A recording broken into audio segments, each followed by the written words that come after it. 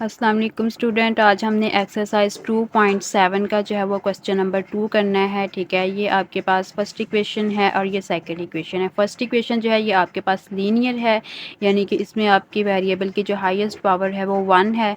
और second equation आपके पास quadratic equation है, इसमें आपके पास वेरिएबल की हाईएस्ट पावर जो है वो 2 है। ठीक है, तो जब आपके पास एक इक्वेशन लीनियर हो और एक क्वाड्रेटिक हो तो उसका जो हमारे पास सोल्यूशन होता है वो हमने जो है वो कुछ इस तरह करना होता है कि जो हमारे पास सिंपल यानी कि लीनियर इक्वेशन है उसमें से आपने एक्स या वाई की वैल्यू निकाल कर इक्वेशन नंबर 2 में पुट कर देनी है। ठीक है, तो अगर हम जो है वो इक्वेशन नंबर 1 हमारे पास लीनियर है, इक्वेशन 1 से अगर हम देखें तो हमारे पास जो है वो 3x जो है वो इक्वल हमारे पास आएगा कि 2y इधर आकर जो है वो प्लस हो जाएगा। तो यहाँ से अगर हम x की वैल्यू निकालें तो x के साथ 3 मल्टीप्लाई है, इधर आकर हो जाएगा डिवाइड। तो ये आपके पास x की वैल्यू आ जाएगी 1 + 2y डिवाइडेड बाई 3।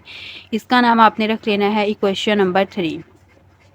अब इक्वेशन 1 से हम वैल्यू निकाल चुके हैं x की और मैंने आपको बताया है कि उसको आपने किस में पुट करना है, इक्वेशन नंबर 2 में पुट करना है। ठीक है, तो आपने यहाँ पे क्या लिखना है कि put the value of x in equation 2। तो इक्वेशन 2 आपके पास क्या है, एक्स स्क्वायर है, तो हम x की जगह उसकी वैल्यू रख कर उसका स्क्वायर लेंगे। तो 1 + 2y/3 का स्क्वायर। ठीक है, प्लस आपके पास क्या आ रहा है y, यहाँ पर आपके पास आ रहा है x है। ठीक है, फिर x आ रहा है तो इसके बाद इसकी वैल्यू लिखेंगे, इसके जगह 1 + 2y/3, इसके साथ y मल्टीप्लाई हो रहा है तो इंटू हमने y लिख दिया, माइनस वाई स्क्वायर आ गया इक्वल टू 1। इसको बच्चा अब हमने सॉल्व कर लेना है। ठीक है, तो इसको जब हम देखेंगे तो यहाँ पे आपके पास स्क्वायर है, तो आपने यहाँ पर जो है वो ऊपर वाली और नीचे वाली वैल्यू दोनों का जो है वो सेपरेट स्क्वायर लेकर इधर लिख लेना है। ठीक है, तो यहाँ पे हम स्क्वायर का फार्मूला लगाएंगे। आपके पास दो वैल्यूज़ है, दरमियान में प्लस का साइन है, तो यहाँ पे आपके पास जो है वो फार्मूला लगेगा a + b का, a + b के जो है वो होल स्क्वायर का फार्मूला। ठीक है, ये आपके पास होता है a² + b² + 2a and a और b + 2a इंटू b। तो ये आपके पास a² 2y का स्क्वायर b² यानी कि +2 इंटू a एंड b। ठीक है, डिवाइडेड बाय 3 का आप स्क्वायर लेंगे तो ये 9 आ जाएगा प्लस। तो यहाँ पे आपके पास जो है वो y मल्टीप्लाई हो रहा है। ठीक है, बाहर तो y को 1 से मल्टीप्लाई करेंगे y आ जाएगा, y को 2y से मल्टीप्लाई करें 2y स्क्वायर आ गया divided by 3 as it is आ गया, minus Y square equal to 1। ठीक है, तो इसको आप जो है वो यहाँ से इनके स्क्वायर्स जो है वो सॉल्व कर लें। 1 का स्क्वायर लें वो 1 ही रहेगा, 2 का स्क्वायर आपके पास 4 आ जाएगा, y का स्क्वायर y² + 2 1 द 2 2 2 द 4, तो ये बन जाएगा 4y divided by 9 + y + 2y² divided by 3 minus Y square equal to 1। तो आपके पास अब देखें बच्चों ओवर में वैल्यूज़ आ रही हैं, यानी कि बटे की फॉर्म में आ रही हैं और इनके दरमियान में प्लस या माइनस के साइन है और ये आपके पास एक इक्वेशन है। तो जब भी आपके पास इक्वेशन की फॉर्म में इस तरह वैल्यूज़ आएँ तो आपने जो है वो पता है कि एलसीएम लेकर उसको सॉल्व करना होता है। तो यहाँ पर जो नीचे जितनी भी वैल्यूज़ हैं उनका हम एलसीएम ले लेते हैं। तो आपके पास नीचे सिर्फ 9 और 3 लिखा हुआ है। ठीक है, तो आप यहाँ पर जो है वो 9 और 3 का एलसीएम लेंगे। ठीक है, तो ये आपके पास आ जाएगा 3 3 द 9 3 1 द 3 3 1 द 3 1 एज इट इज़। तो एलसीएम आपके पास यहाँ पे क्या बन रहा है 3 × 3 विच इज़ इक्वल टू 9, जो कि 9 के इक्वल है। ठीक है, एलसीएम हमारे पास 9 आ गया है। तो इक्वेशन में हम एलसीएम को कैसे सॉल्व करते हैं जो है वो इजी मेथड से मैं आपको बताऊंगी कि इसके लिए हमारे पास जो एलसीएम आ रहा है उस एलसीएम को हमने इक्वेशंस के दोनों साइड्स पर जो है वो मल्टीप्लाई कर देना है। ठीक है, तो यहाँ पे मैंने क्या लिखा हुआ है कि multiply by 9 on both sides. ठीक है, तो इस वैल्यू को भी मैंने 9 से मल्टीप्लाई कर दिया, प्लस इस वैल्यू को भी 9 से मल्टीप्लाई कर दिया, माइनस इस वैल्यू को भी 9 से, और 1 को भी हमने 9 से मल्टीप्लाई कर दिया। ठीक है, तो यहाँ पे देखेंगे आपके पास जो 9 है ये 9 से कैंसिल हो जाएगा, ये वाली आपके पास वैल्यू आ गई। यहाँ पे देखेंगे 3 1 द 3 और 3 3 द 9, तो यानी कि इस ब्रैकेट के बाहर अब 3 आ गया है, तो 3 को y से मल्टीप्लाई करेंगे 3y² हमारे पास आ रहा है। ठीक है, और 3 2 द 6y² हो गया माइनस 9y², और ये 9 1 द 9 इधर आकर क्या हो जाएगा -9, और यहाँ पे हमारे पास क्या रह जाएगा 0। ठीक है, तो यहाँ से आप ऐसा करें कि इसको इक्वेशन को जो है वो अरेंज कर लें। तो आपके पास पहले आप y² वाली वैल्यूज़ लें, 4y² + 6y² कितना हो जाएगा 10y² माइनस 9y² का के साथ इसका आंसर क्या आएगा 1y² आ जाएगा। ठीक है। इसके बाद आपके पास है y वाली वैल्यूज़ 4y प्लस 3y कितना आ गया 7y। इसके बाद आप कांस्टेंट टर्म्स देखें +1 और -9 का आंसर कितना आएगा -8 इक्वल टू 0। ठीक है, यहाँ पे हम जो है वो फैक्टराइजेशन करेंगे।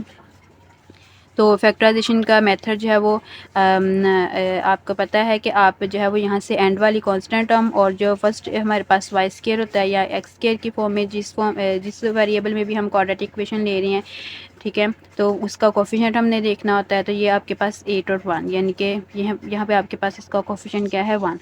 तो अगर आप जो है वो 8 और 1 को मल्टीप्लाई करें तो आपके पास आंसर क्या आता है 8 आता है। ठीक है, अब आपने दो ऐसे डिजिट लेने हैं, दो ऐसे नंबर लेने हैं कि जिनको आप जो है वो मल्टीप्लाई करें तो आपके पास 8 आ जाए, उनको आप यहाँ प्लस या फिर माइनस करें तो आंसर क्या आना चाहिए 7। तो ये हमें मिलते हैं, हम +8 में 8 और 1 ही ले लेते हैं कि अगर हम 8 और 1 को जो है वो मल्टीप्लाई करें तो हमारे पास आंसर 8 आता है। अगर मैं 8 में से 1 को माइनस कर दूँ तो मेरे पास आंसर क्या आता है 7 आता है। ठीक है, जो कि ये हमारे पास दरमियान वाला जो y है उसका कोफिशिएंट बनता है। ठीक है, तो यहाँ पे अब हमने क्या करना है कि हमने जो है वो Y square as it is लिख लेना है। 7y की जगह हमने जो है वो इसके दो पार्ट्स बनाकर लिखने हैं। जो हमने ये जो दो नंबर लिए हुए हैं, हमने 8 और 1 लिया। ठीक है, तो इसमें से जो बड़ा नंबर है वो हमने पहले लिखना है। ठीक है, और उसके साथ ये वाला जो साइन है वो हमने लगा लेना है। ठीक है, ये आपने लिख लिया 8y और ये वाला साइन लगा लिया। ठीक है, अब दूसरा नंबर आपके पास बच्चों क्या है 1 है। ठीक है,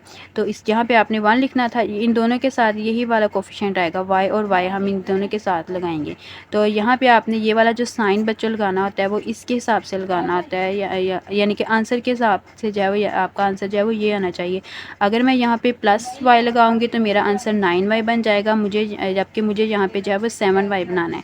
तो इसके लिए मैं यहाँ पे फिर -y लगाऊंगी। ठीक है, यानी कि -1y लगाऊंगी। तो अब मेरा आंसर इनको सॉल्व करके क्या बन रहा है 7y बन रहा है। ठीक है, तो ये आ गया -8 इक्वल टू 0। ठीक है, अब आपने यहाँ पे क्या करना होता है कि यहाँ पे आप जो है वो दो दो पेयर की शक्ल में इनमें से जो है वो कॉमन चीज़ें ले लेते हैं। एक आपके पास ये पेयर है और एक आपके पास जो है वो ये वाला पेयर है। तो यहाँ से अगर आप इन दोनों में से y कॉमन लेंगे, ठीक है, इसमें दो वाई स्केयर है, मीन्स कि इसमें आपके पास 2y आ रहे हैं और ये आपके पास है 8y, तो इसमें 1y आ रहा है। ठीक है, तो आप जो है वो जो छोटी पावर होती है उसको आप कॉमन लेते हैं। ठीक है, तो यहाँ पे आप y1 यानी कि y कॉमन ले लेंगे। तो इन दो y में से एक y आपका कॉमन चला गया है, ये y आ गया, प्लस 8y में से y आपका कॉमन चला गया है, तो अकेला 8 बचा है। आप नेक्स्ट पेयर में देखें, नेक्स्ट आपके पास है y और 8। ठीक है, तो इसमें से आपके पास जो है वो कुछ भी कॉमन नहीं आ रहा है स्वाई -1 के, यानी कि दोनों के साथ माइनस का साइन है और हमने जो क्या करना होता है कि ये वाली ब्रैकेट को इसके साथ बिल्कुल मैच करवाना होता है साइंस में। ठीक है, तो यहाँ से अगर आप माइनस कॉमन ले लें, ठीक है, इसके साथ अगर आप 1 लगा लें तो इस वाली इक्वेशन को जो है वो कोई फ़र्क नहीं पड़ेगा। ठीक है, तो यानी कि -1 हम लें तो यहाँ पर आपके पास वाई जो माइनस का था वो भी प्लस हो जाएगा, 8 जो माइनस का था वो भी प्लस हो जाएगा। अब आप देखें कि आपके पास ये वाली और ये वाली ब्रैकेट्स जो हैं, ये वाली और ये वाली जो ब्रैकेट्स हैं ये सेम हो चुकी हैं। तो इस वैल्यूज़ में से यानी कि अब आपके पास एक टर्म ये बन गई है और एक टर्म आपके पास जो है वो ये वाली आ गई है। ठीक है, तो इन दोनों टर्म्स में से हम जो है वो अगर y+8 कॉमन ले लें तो यहाँ पे आपके पास क्या बचेगा y बच रहा है और यहाँ पे आपके पास क्या बचेगा -1। ठीक है, तो ये दो ब्रैकेट्स आ गई हैं इक्वल टू 0। ठीक है, जब आपके पास इस तरह ब्रैकेट्स जो हैं वो इक्वल टू 0 आ जाती हैं तो आप उनको सेपरेट कर सकते हैं, यानी कि पहली ब्रैकेट को सेपरेट इक्वल टू 0 लिख सकते हैं और दूसरी ब्रैकेट को सेपरेट इक्वल टू 0 लिख सकते हैं। ठीक है, तो यहाँ से आपके पास y का आंसर क्या आएगा -8 आएगा और यहाँ से आपके पास आएगा y का आंसर -1। ठीक है, तो अब हमने हमारे पास y की वैल्यूज़ आ चुकी हैं, हमने अब x की वैल्यूज़ फाइंड करनी है। ठीक है, तो अब आप देखें कि हमने जो x की वैल्यू निकाल के रखी थी जिसका नाम हम इक्वेशन नंबर 3 रख रहे हैं। ठीक है, तो इसमें आपके पास y इन्वॉल्व है। ठीक है, तो इसका मतलब है कि हमें यहाँ पे y को ख़त्म करना पड़ेगा, मींस कि हमने जो y की वैल्यूज़ निकाली हैं उसको हम इस इक्वेशन में लगाएंगे। ठीक है, ताकि हमारे पास x की जो है वो प्रॉपर वैल्यू y के बगैर आ सके। ठीक है, तो यहाँ पे हमने जो है वो अब इक्वेशन नंबर 3 यूज़ करनी है। ठीक है, इक्वेशन नंबर 3 हमारे पास बन रही है x is equal to 1 + 2y/3। तो यहाँ पे हम जो है वो y की वैल्यू लगाएंगे 1 + 2 × y की वैल्यू -8/3। ठीक है, तो ये आपके पास आ जाएगा 1 ± -8 × 16/3। ठीक है। तो ये आपके पास क्या बन रहा है, -15/3। इसकी आप कटिंग कर लें तो ये आपके पास आ जाएगा 3 1 द 3 3 5 द 15, यानी कि x की वैल्यू आपके पास क्या आ जाएगी, -5। ठीक है। इसके बाद हम इसका जो है वो सेकंड पार्ट देख लेते हैं। यहाँ पर आपके पास y की वैल्यू 1 आ रही है। सेम इसी तरह आप लिखेंगे, put this value in equation 3।